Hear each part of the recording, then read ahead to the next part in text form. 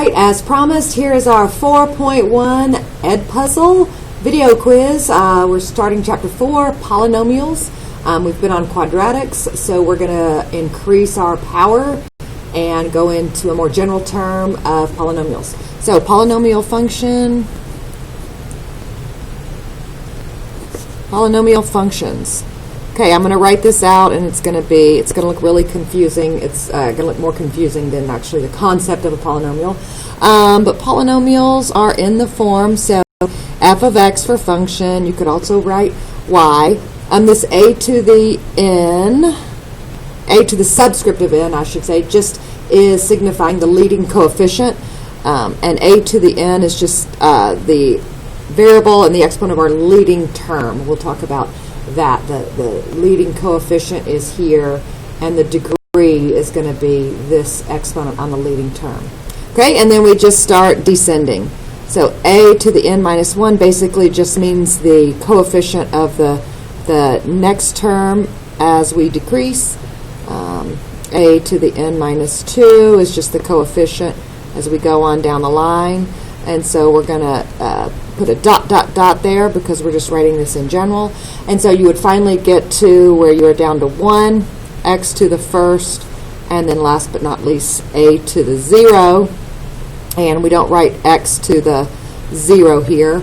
I suppose we could, but we don't because anything to the 0 power is just 1. So we leave it just like that. All of the exponents, must be positive. All of the exponents are positive integers. Okay, so we're not going to have any, 1/2s up here. We're not going to have any negative 4s up here. They're just going to be good old normal positive integers such as 1, 2, 3, 4, etc. The degree of the polynomial function is the exponent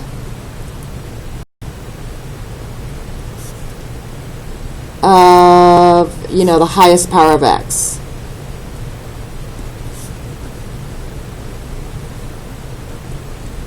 If it's written in order, it'll come first, but they don't have to be written in order. So you just look for that highest exponent that's on x, and that's your degree. And then the leading coefficient, that is going to be the number in front of the highest power of x. X in its highest power. Okay, so first of all, are these polynomials? Yes or no? And then we're going to state the degree. So polynomial, we just need to have, a 2x plus 3. We just basically need to have a positive integer here. And we do. That's a 1. So this is a yes. It's a line. A line is certainly a polynomial. It's got a special name that it's linear, but it's certainly, a polynomial. And yes, this has a degree of 1. That 1 right there, that's the highest. This is a parabola, x squared plus 3. This is a 2. That's a positive, even integer. It's just a positive integer is really all we care about. And so, yes. And this is of degree 2. Okay, so this 2 to the 3 over x, this would be 2 plus 3 to the x minus 1. So this is not a polynomial function. It has an exponent of negative 1, so it has a negative exponent. And the last one here, that's a 1. That's certainly a positive integer. That's a 4, which is a positive integer. So it's just added together here. So this is a yes, but just make sure you pick up the right degree. This is of degree 4. And so right here, if you had to give the leading coefficient, this leading coefficient would be 2. It's in front of the whole problem, but it's really the one that's attached to the degree. Here, the leading coefficient is 1. It's right here. It's in the lead, and it's also attached to the highest degree. But here, this one's kind of confusing. The leading coefficient here is not 3. Even though 3 is, in the front of the problem, the leading coefficient here would be 1.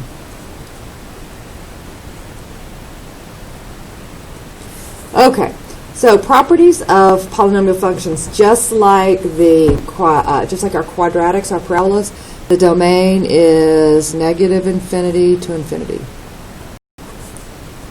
for all the reals. Polynomial functions are continuous.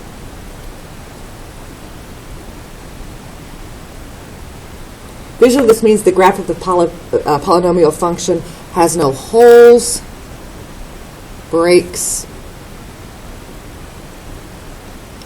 or gaps. Basically, if you put your pen on it, you can just ride continuously along, and you never have to lift your pencil from the graph. You never have to lift your pencil. That means it's continuous. Okay, so you don't have to lift. Like right here, I have to, let me see that, let's go up here. Here I have to lift. That's a hole right there. So that would not be continuous. Here I have to jump. So that's not continuous. All right? And so polynomials have they're smooth, and they are rounded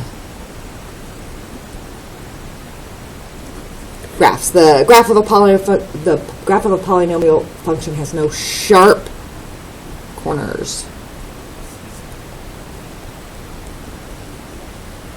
All right. So, think of absolute value. Y equals absolute value of x. That's got a sharp corner right here. That is not a polynomial.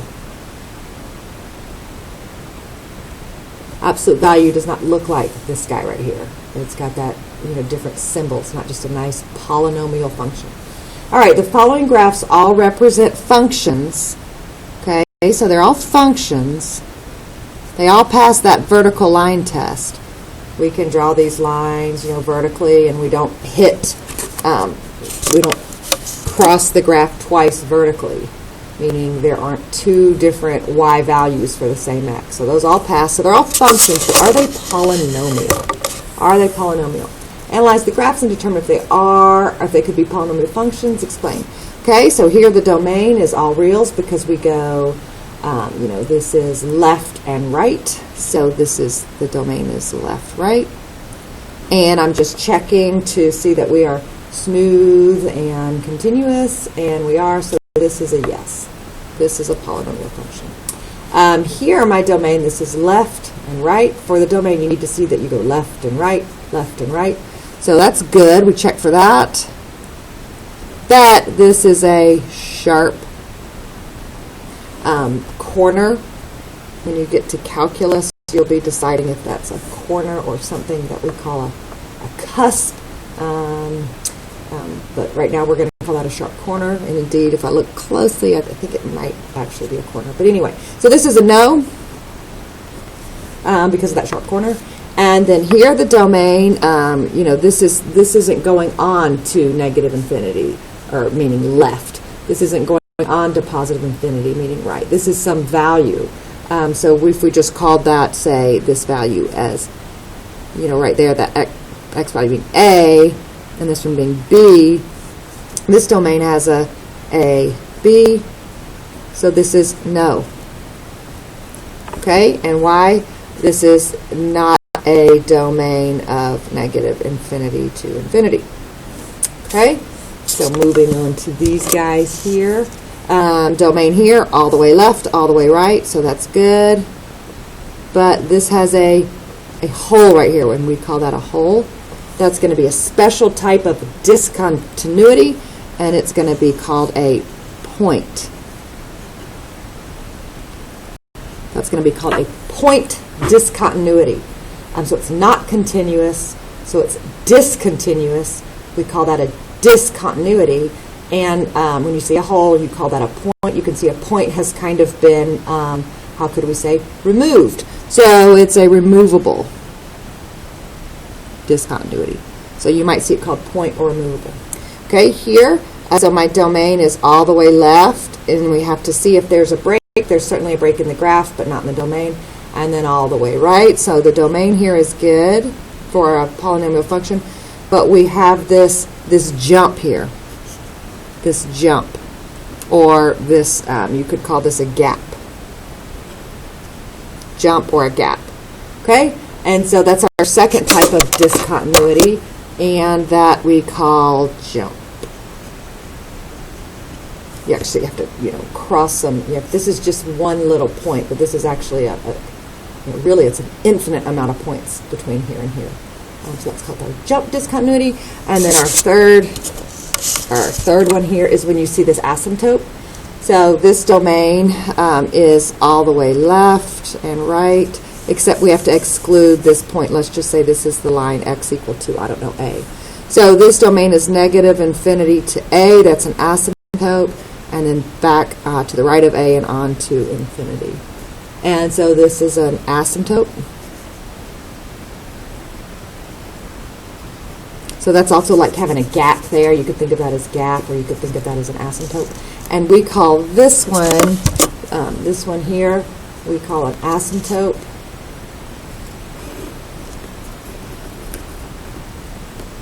An infinite discontinuity. Infinite discontinuity because this just falls all the way to infinity, running with that asymptote but never touching it. So that's our infinite discontinuity. Okay, next page. Next page. Polynomials of even degree. Okay, so where are we? Here we go. So we're going to be having something where our ax to the n is our leading coefficient, and this is our degree, and this is an even number. So here are three really basic examples, and they can have more added on here. They can have more added on. We're just going to show you these examples to keep it really simple. Since nothing's added on, these will all graph out to be a parabola. If more terms were added on here, this would do something more interesting. As with this and as with this. But we're going to keep it simple because all we're talking about now is end behavior.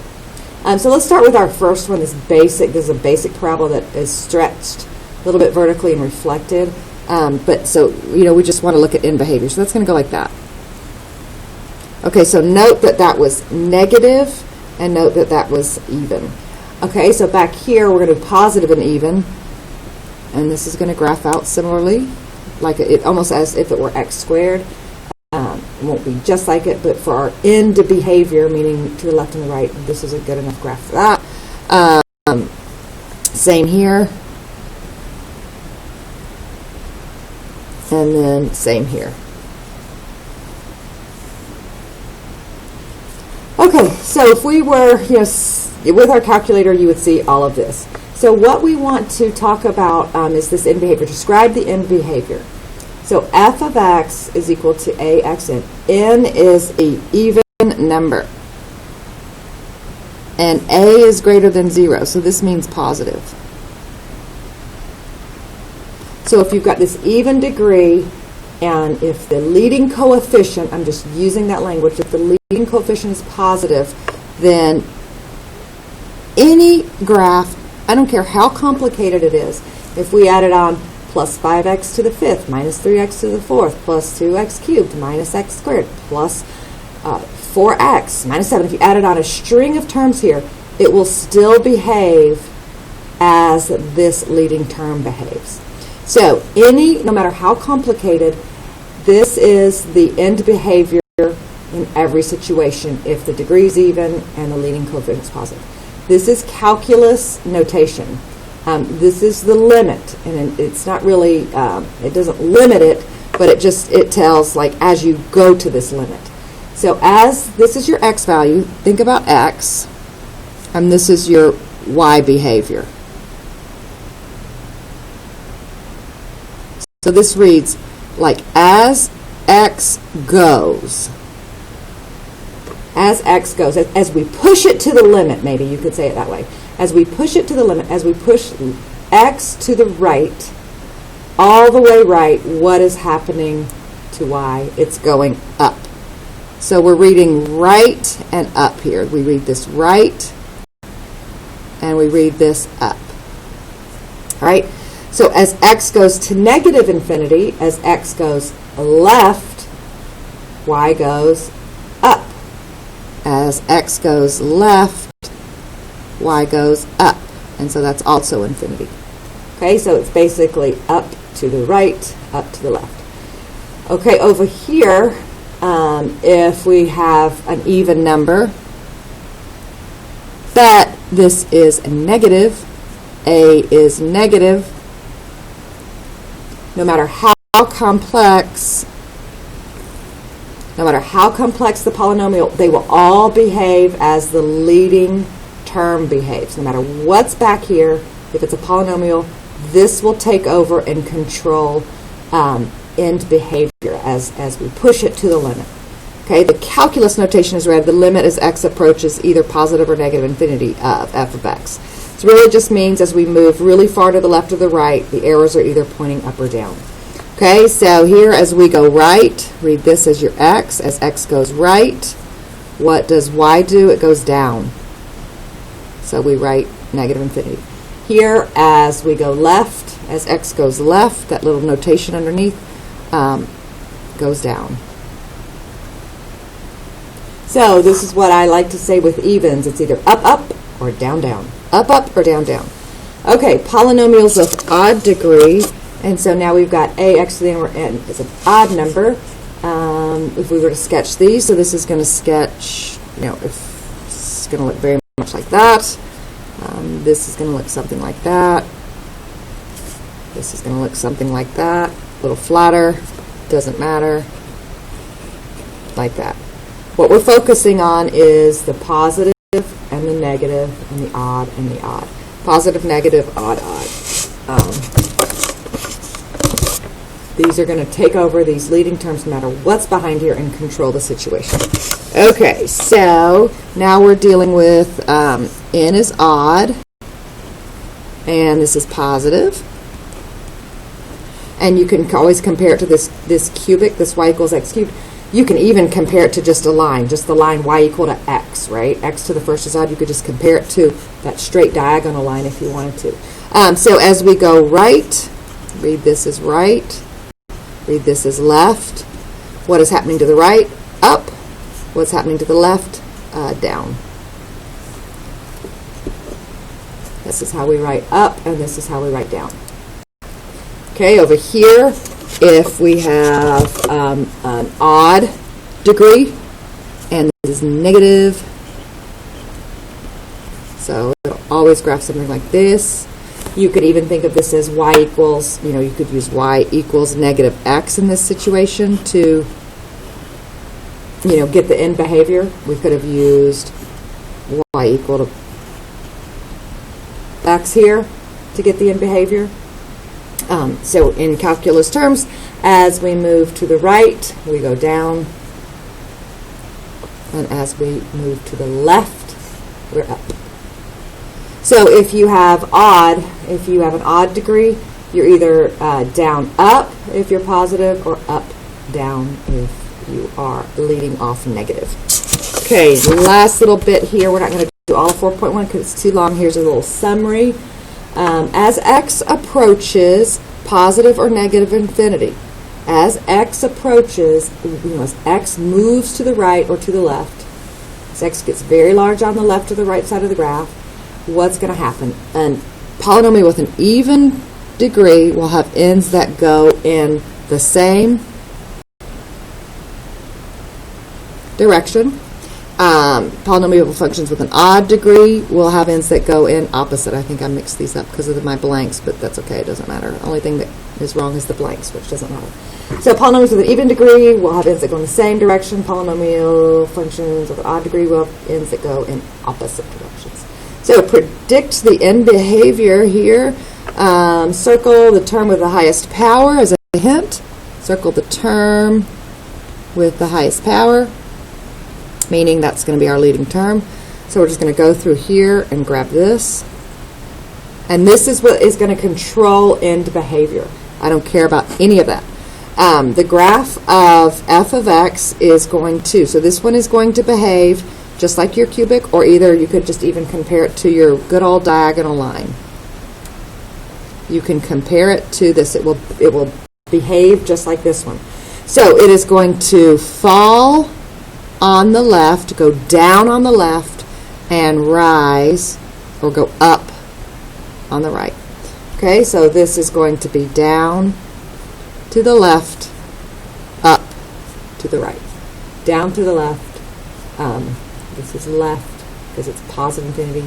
This is right because it's positive infinity. This is left because it's negative infinity. So left, down, right, up. Okay? And then over here, find the biggest term. Looks like it's here. So that's your leading term, even though it's buried in the middle. And we're going to compare this to our most simple even degree that's negative, and that would be a parabola that opens down. And so this is going to fall to the left and fall to the right. Okay, and so this is your left because it's negative infinity. A fall is negative infinity. This talks about x. This talks about what happens. This is like input. This is like output. And then here, this is right, and this also is falling. All right, guys, that's it for the first part of 4.1. And we'll pick up where we left off back in class. All right.